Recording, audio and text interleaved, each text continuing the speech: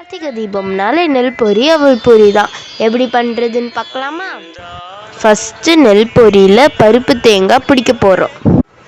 நெல் பொரியில் நிறைய நெல் இருக்கும், அதெல்லாம் ஃபஸ்ட்டு ரிமூவ் பண்ணிக்கலாம். அதை சுத்தம் பண்ணினதுக்கப்புறமா வெறும் வானிலையில் போட்டு மொறுன்னு வறுத்துக்கலாம்.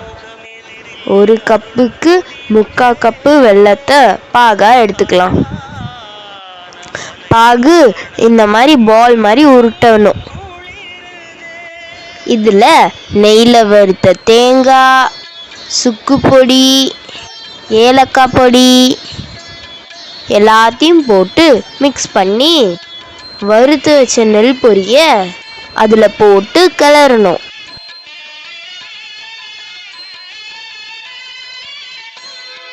அதுக்கப்புறம் பருப்பு தேங்காய் கூடில் அதை போடணும்.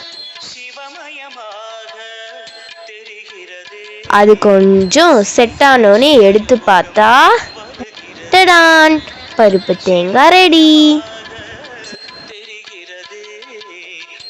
சரி வாங்க சட்டுன்னு அவல் பொரியை உருண்டை பண்ணிடலாம்.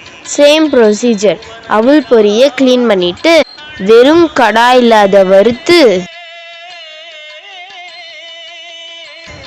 நெய்யில் வறுத்த தேங்காய், சுக்கு பொடி, ஏலக்காய் பொடி அதுலேயே போட்டு லாஸ்ட் டைம் எடுத்த மாதிரியே உருண்டை பாகை எடுத்து இதில் கொட்டி கிளறி உருண்டை பிடிக்கணும். கை பொறுக்கிற சூடில் இருக்கும் போதே இதை உருண்டை பிடிச்சிடணும். அவ்வளோதான், பொரி உருண்டையும் ரெடி.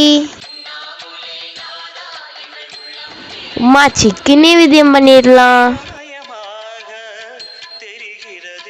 அண்ணாமலையாருக்கு அரோகரா.